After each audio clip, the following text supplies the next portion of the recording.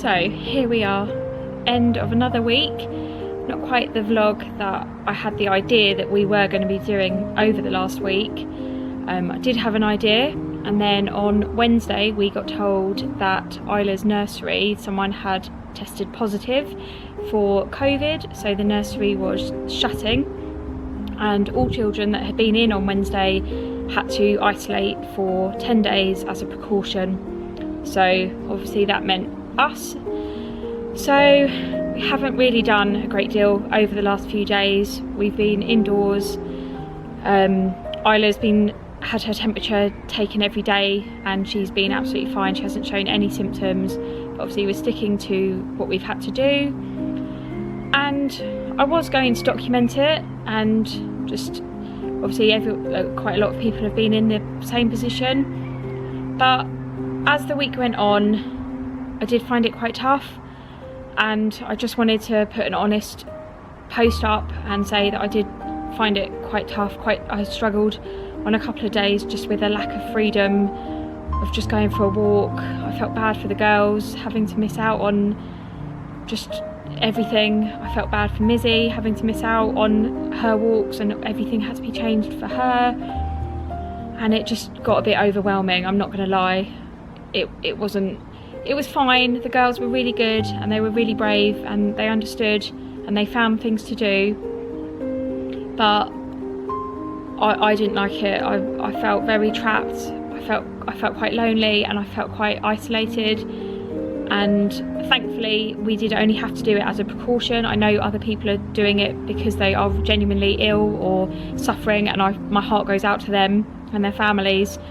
And obviously other people are having to homeschool or do business work still at home, so everyone's got their own stories as to how they're finding the more severe aspects of lockdown, which is the self-isolation part.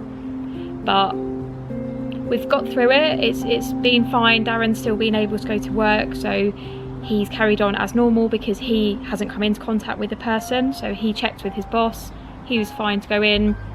So it just meant that the days for me, Isla, Eva and Mizzy was a bit long and a bit strained until he got home. That meant that one of us could then go and get a couple of bits. Or on Monday he actually phoned me when he finished work, and I was a bit upset. I had a bit of a cry, and he got home and I just went out for a little bit of a drive just to break up the day. I felt very on my own, and I've never experienced it like that, where you're sort of indefinitely in your own four walls. And we've got quite a small place, and the walls felt like they were closing in on me. So Darren was really good.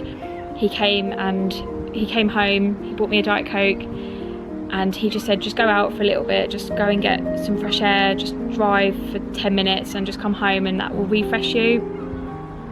So I didn't want to put up a post of us. As much as we've had fun and it's been as good as it could be, there wasn't really enough to warrant a video about. So I thought I'd be honest and just say that, you know, it has taken its toll on me. I did have a few days where I didn't really know what to do, to be honest, because there's only so much room that we've got. There's only so many toys they've got indoors. So it just felt like I was trying to find stuff to do, and it wasn't really that interesting, to be honest. It just passed the time and it passed the days as what it needed to do. There was some good points to the week. I did make some protein balls. I finished a book that I'd been reading, and I